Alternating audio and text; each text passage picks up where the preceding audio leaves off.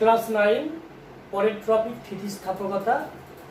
স্থিতিস্থাপকতা বলতে কি বোঝায়? ইলাস্টিসিটি, ইংলিশে স্থিতিস্থাপকতা এটা বলতে বোঝায় আমরা প্রত্যেকেই একটা বাস্তব অভিজ্ঞতা লক্ষ্য করেছি, কোনো গার্ডারের দুই প্রান্তে হাত দিয়ে বল প্রয়োগ করলে গার্ডারটির আকার আকৃতির পরিবর্তন ঘটে।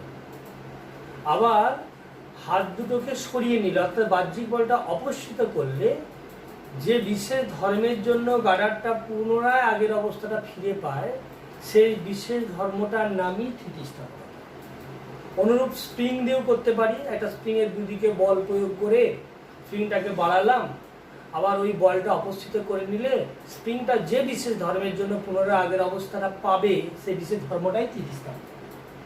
তাহলে স্থিতিস্থাপকতার সংজ্ঞা বললে কি বলতে পারি? কোনো বস্তুর উপর বাহ্যিক বল প্রয়োগ করলে বস্তুটির আকার আকৃতির পরিবর্তন ঘটে। বাহ্যিক বল অপসৃত করলে বস্তুটার যে বিশেষ ধর্মের জন্য আগের অবস্থাটা ফিরে পায়, সেই বিশেষ ধর্মটার নামই স্থিতিস্থাপকতা।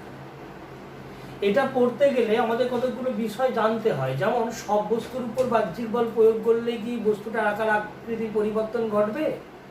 তুমি ভেবে দেখো, তোমার যদি একটা কাঁচকে, হীরককে বাহ্যিক বল প্রয়োগ করে আমরা যদি টেনে বাড়ানোর চেষ্টা করি, সে বাড়বে? সে কখনোই বাড়বে না, ভেঙে খণ্ড খণ্ড হয়ে যাবে। তার কারণ ওই বস্তুটা স্থিতিস্থাপক বস্তু নয়। ওই বস্তুটার নাম একটা দিয়েছেন বিজ্ঞানীরা, একান্ত দৃঢ় বস্তু। আবার ধরে নাও একটা রাবারকে, একটা গার্ডারকে তুমি বেশ কিছুক্ষণ বাড়িয়ে বেশ কিছুক্ষণ ধরে রাখো গার্ডারটাকে, তাহলে দেখবে গার্ডারটা পুরো পূর্বের আকার অবস্থা ফিরে পাবে না, ও একটু বেড়ে রয়ে যাবে। মানে গার্ডারের উপর বাহ্যিক বল প্রয়োগ করলে গার্ডারটা আকার আকৃতি পরিবর্তন করে বেড়ে যায়। বাহ্যিক বলটা বেশ কিছুক্ষণ গার্ডারের উপর দিয়ে রাখলে, অর্থাৎ ও স্থিতিস্থাপক সীমার থেকে বেশি বল প্রয়োগ করলে গার্ডারটা পুরোপুরি আগের অবস্থা ফিরে পাবে না, একটু বেড়ে যায়।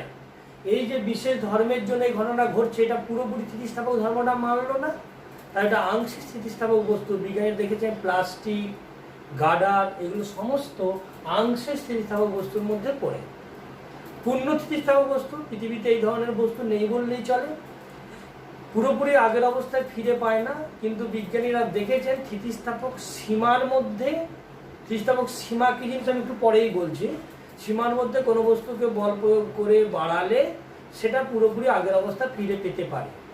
মানে বিজ্ঞানীদের আবিষ্কার বিশেষ ধাতু সংকট ইস্পাত, ওই ইস্পাতটা মোটামুটি রূপে পূর্ণ স্থিতিস্থাপক বস্তু হিসাবে ধরা হয়েছে। এখন একটা প্রশ্নই আছে, রাবার ও ইস্পাতের মধ্যে কোনটি অধিক স্থিতিস্থাপক? স্বভাবত আপাত দৃষ্টিতে মনে হয় রাবারটা স্থিতিস্থাপক, কিন্তু তা নয়। এদের মধ্যে অধিক স্থিতিস্থাপক হবে ইস্পাত। এর কারণ, যে বস্তুর উপর বাহ্যিক বল প্রয়োগ করে বস্তুটার আকার আকৃতির পরিবর্তন করতে গেলে বেশি বলের প্রয়োজন হয়, এবং যে বাহ্যিক বল অপসৃত হলে বস্তুটা যে ধর্মের জন্য পুরোপুরি প্রায় আগের অবস্থাটা পেয়ে যায়, সেই বস্তুটা হয় অধিক স্থিতিস্থাপক। রাবারকে বাড়াতে গেলে বেশি বল প্রয়োজন হয় না, এবং বাহ্যিক বল অপসৃত হলে রাবার পুরোপুরি আগের অবস্থা পেতেও পারে না। সেই কারণে রাবারটা ইস্পাতের ন্যায় স্থিতিস্থাপক নয়। ইস্পাতে বাড়াতে গেলে নির্দিষ্ট দৈর্ঘ্য অনেক বেশি বল প্রয়োগ করতে হয়, এবং ওর উপর বাহ্যিক বল সরিয়ে নিলে ইস্পাতটা আগের অবস্থা ফিরে পায়। সেই কারণে রাবারের তুলনায় ইস্পাত অধিক স্থিতিস্থাপক বস্তু। স্থিতিস্থাপক রাশির মধ্যে দুটো জিনিস আছে, একটা হচ্ছে পীড়ন আর একটা হচ্ছে বিকৃতি। খুব ইম্পর্টেন্ট জিনিস দুটো। পীড়ন কি জিনিস, বিকৃতি কি জিনিস আমরা জানবো। ধরে নাও এটা একটা রাবারের তার, এর একটা নির্দিষ্ট দৈর্ঘ্য আছে, দৈর্ঘ্যটা বলে দিলাম বড় হাতের। তুমি এর উপর একটা বাহ্যিক বল ক্রিয়া করলে, একটা তুমি বলটা দিলে, এর যেহেতু একটা তারের একটা ক্ষেত্রফলও আছে, নিচে একটা চোঙাকৃতি তারের ক্ষেত্রফলটা আমি বলে দিলাম এ। এখন ওই এল দৈর্ঘ্য তারটার উপর, রাবারের তারটার উপর এম মানের বল ক্রিয়া করলে, অর্থাৎ যদি আমরা টেনে দিই তাহলে ওই রাবারটা একটু দৈর্ঘ্যে বৃদ্ধি পায়। বললাম খুবই অল্প পরিমাণ বৃদ্ধি পেয়েছে, তাই সরু হয়ে যায়নি, তাহলে এখানেতে খুব অল্প ছোট হাতের এল বাড়বে। তাহলে বিকৃতি সমান আমরা বলতে পারি বিকৃতি সমান যে দৈর্ঘ্যটা বেড়েছে ডিভাইডেড বাই প্রথমে যে দণ্ডটার যে দৈর্ঘ্যটা ছিল, দণ্ডটার দৈর্ঘ্য ছিল এল, তাহলে এল বাই এল। এরও একক কি, দৈর্ঘ্যের একক যদি এসআই পদ্ধতিতে মিটার বলি, এইটারও মিটার হবে, মিটার মিটার কেটে যাবে, তাহলে বিকৃতি হলো একটা কি একক বিহীন স্থিতিস্থাপক ভৌত রাশি। তাহলে বিকৃতির সংজ্ঞা বলতে কোনো বস্তুর উপর বাহ্যিক বল প্রয়োগ করলে বস্তুটির দৈর্ঘ্যের পরিবর্তন ঘটে।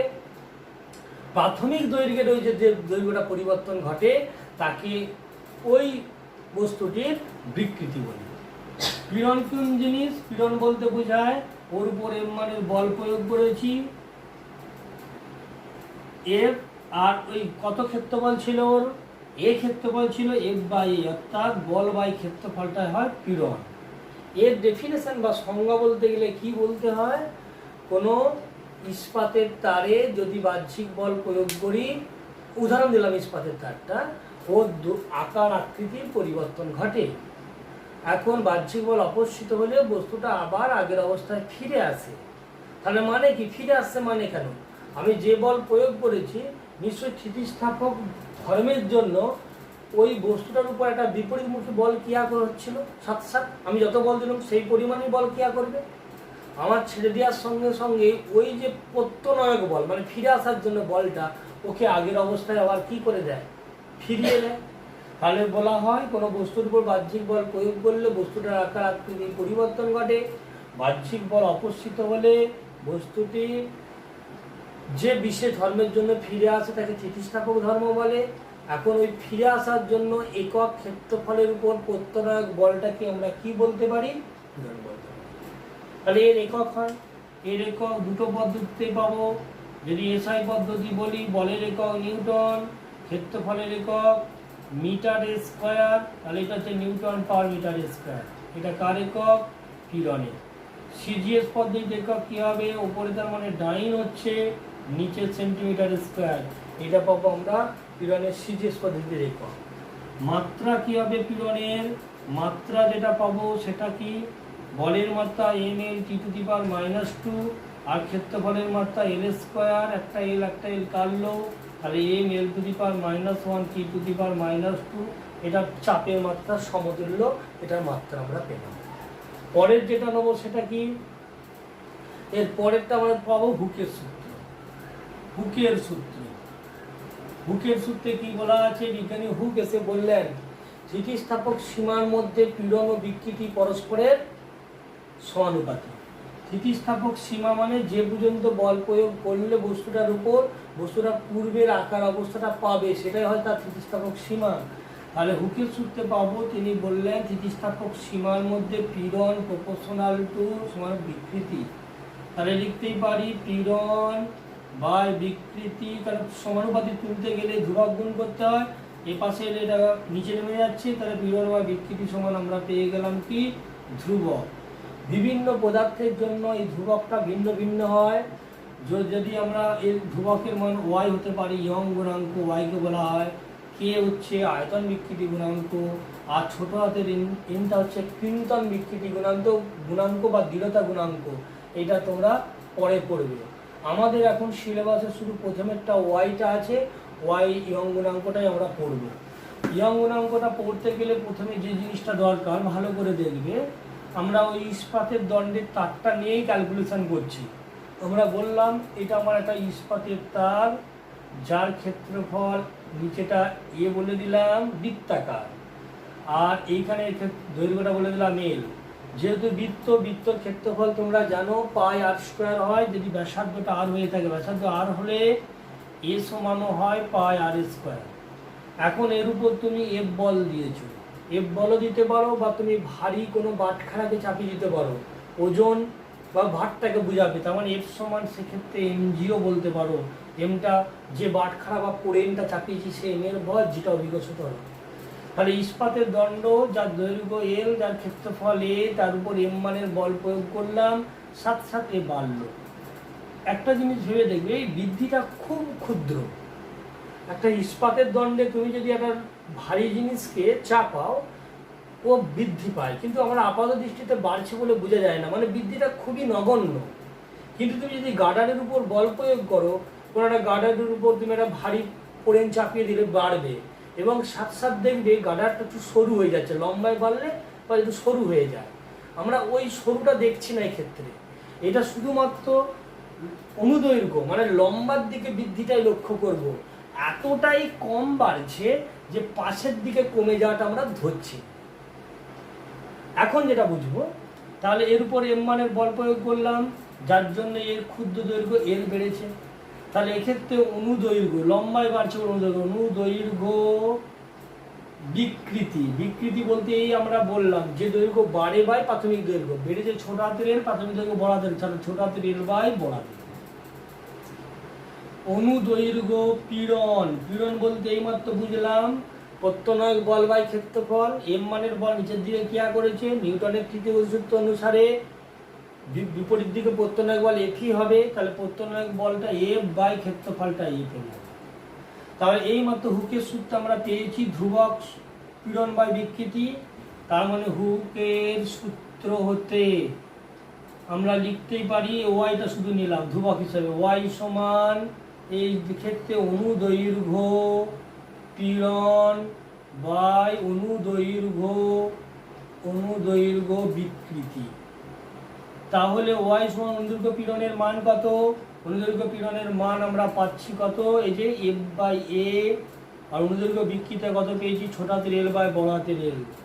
তাহলে ক্যালকুলেশন করলে পাবো কত? নিচেটা উল্টে যাবে, মানে এটা যদি ক্যালকুলেশন করি এফ বাই এ গুণিত বড় হাতের এল বাই ছোট হাতের এল, তাহলে ওয়াই সমান পেয়ে গেলাম এফ বড় হাতের এল ডিভাইডেড বাই পাই নয় বড় হাতের এ ইন্টু ছোট হাতের এল। এটা এই অঙ্গনাঙ্কের রাশিমালা, অঙ্ক আছে, এটা দিয়ে সূত্র দিয়ে অঙ্ক করতে হবে। পরেরটা কি?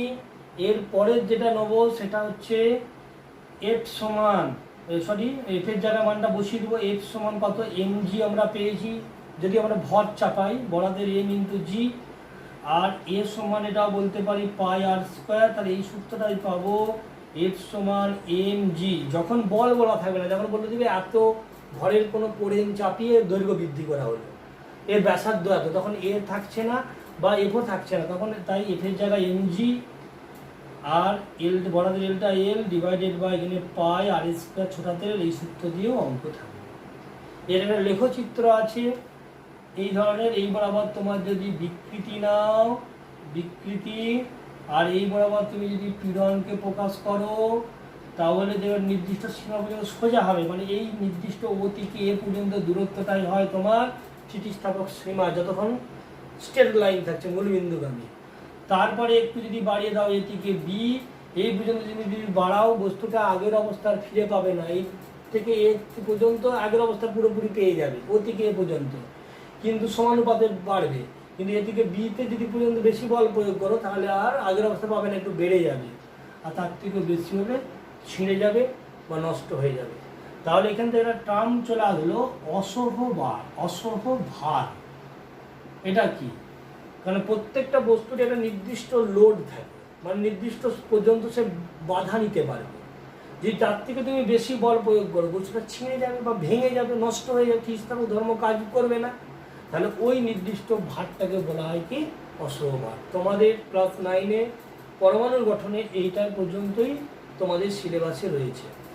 পরে এই চ্যাপ্টারটা 2 থেকে 3 দিন পর একটা পরীক্ষা নেওয়া হবে, প্রশ্ন অনুসারে আমি দিয়ে দেবো, সেটা তোমরা করে প্রত্যেকে পাঠাবে।